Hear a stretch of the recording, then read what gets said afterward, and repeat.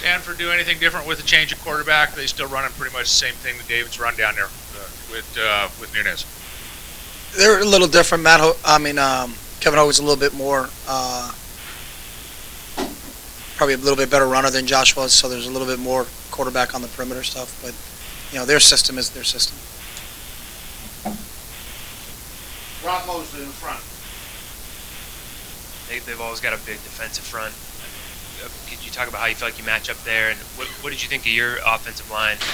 USC, they seemed like they had such a good game. You didn't have quite as much success running the ball against Cal. How did you judge those two performances back to back? Two different teams, two different schemes. Obviously, they do have a good front. They've got some kids that we've played a lot of football against: Harry Anderson and Gardner and Stevens, and then Murphy and Chase Thomas on the edge, Shane Scove in the middle. Guys have been around for a long time.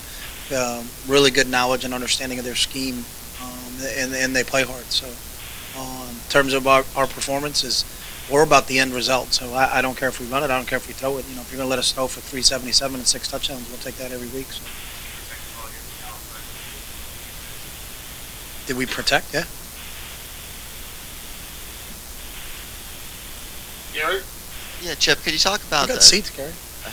Taylor a little bit if you could? Stephon Taylor or Taylor Hart? Stephon. For some reason, and I don't know why, an underrated running back. I don't think he gets enough publicity or enough notoriety for what he's done. He's going to go down as one of the all-time great running backs in Stanford history. Physical runner, got great vision. It just seems like in every game, at some point in time, he's going to pop a run, and all of a sudden come out of something and rips off a huge 20-plus run. He's got a good, really, really, really good vision. He's strong. He breaks a lot of tackles. I think he's on par to go for his third time over 1,000 yards. So really challenge for us in terms of tackling him and making sure he gets down because of how hard he runs. Sure. Talked a little bit about Stanford's front seven, #1 in the nation against the run and #1 in the nation with sacks. How do those two complement each other? Do they? Well, they're good against the run and they're good against the pass when I look at that. So, I think it's a huge challenge for us offensively. Get matched up against what will be the best defense we faced so far. So, a lot of veteran players on that side of the ball that play really hard. I like watching them on film. They're a lot of fun to watch. So it'll be. I hope they're not as productive on Saturday. But how do they get after the passer? What do they do that they're so successful? You got great athletes, great skill, and in a good scheme. So they free up a lot of guys. They get guys into a lot of one-on-one situations against people, and they beat the guys they're in against one-on-one situations. They usually get the upper hand in that. So. A lot's been made about Stanford the last couple of years facing you guys and your speed against them offensively. Do you see anything in their defense that shows you that they've worked to counter the speed of a spread offense like yours? I don't look at it that way. I look at them being the #1 rush defense in the country and #1 in sacks in the country. So I would say they're doing a pretty good job on the defensive side of the ball. Well, they're running sideline to sideline. You don't give up 50 yards a game rushing if you're not running sideline to sideline. So. Coach, has DeAnthony been playing defensive back in practice, and how's he looked? We don't really talk about how we do practice. If we did, we'd invite you guys in every day. So just like injuries, we just don't talk about that. So appreciate you asking. Next question. A lot's been made about you guys using a lot of depth and had some injuries, et cetera, et cetera. But it almost seems like one, you guys don't talk about injuries, but two, you guys get so many reps in, especially in the fall and in practice. You're developing 2, 3, 4 deep.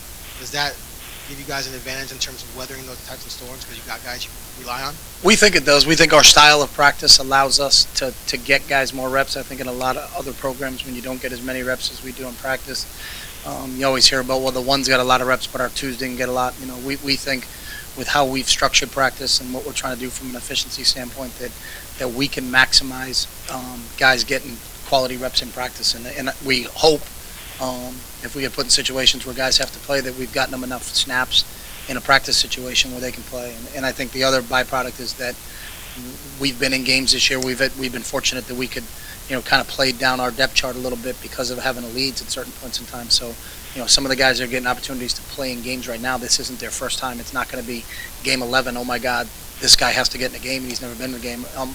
Everybody, I think, in a couple of our games, everybody that's got eligibility and is not getting redshirted had opportunities to get in games. So you hope that that depth is going to be a benefit to us, and that's one of the things we've always tried to work for here, is to really work on our depth on both sides of the ball. Kind of following up on that, last week Cal was pretty banged up. You guys are pretty banged up now. Is the 85 scholarship limit something that maybe ought to be taken a look at, and also maybe the 65 travel roster maybe something that could be expanded? The travel roster is at 70. It's not, and I don't think the scholarship thing has anything to do with it. Everybody deals with the same thing. As long as the rules are even for everybody, I don't think no one has got an advantage or a disadvantage. That's just how it is. So. How long playing another game at guard? Did he take a significant jump here? A lot of teams getting a lot better from game 1 to game 2, things like that. Did he take a big jump game 1 to game 2 in terms of just his comfort level at that position?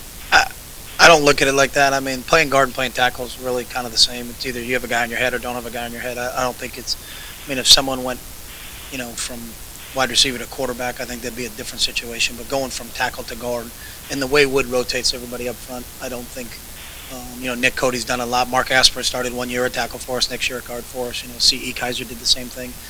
The only position I think that's a little bit more unique in our system is our center, but our guards and tackles are pretty much interchangeable. I think, obviously trying to get Kyle comfortable at one position was a little bit easier for us, but I think he grasped it really well and played well these last 2 weeks. I asked Marcus earlier if he's seen the game better. His pass efficiency's up. He's really throwing the ball well. He says the game slowed down quite a bit. Are you seeing that with him, and do you encourage him to maybe run maybe a bit more with this big defensive front, or is that strictly up to him? Second question, no. I mean, just take what the defense gives you is obviously always what we've always told our guys, and the game has seemed like it slowed down for him, which is what you'd expect. He's got 10 full games underneath his belt now, where he's had an opportunity to go out there and experience a lot of different things on the field. So he's a real sharp kid. He's a real quick learner. So the more experience he gets, the better he's going to be. But we haven't said anything about, run here. You got to really. I think when you're trying to tell him to do something that's I think you're screwing him up. I think he's in 10 games so far. He's made some pretty good decisions, and I'm sure hopefully he'll be continuing to do the same thing this week.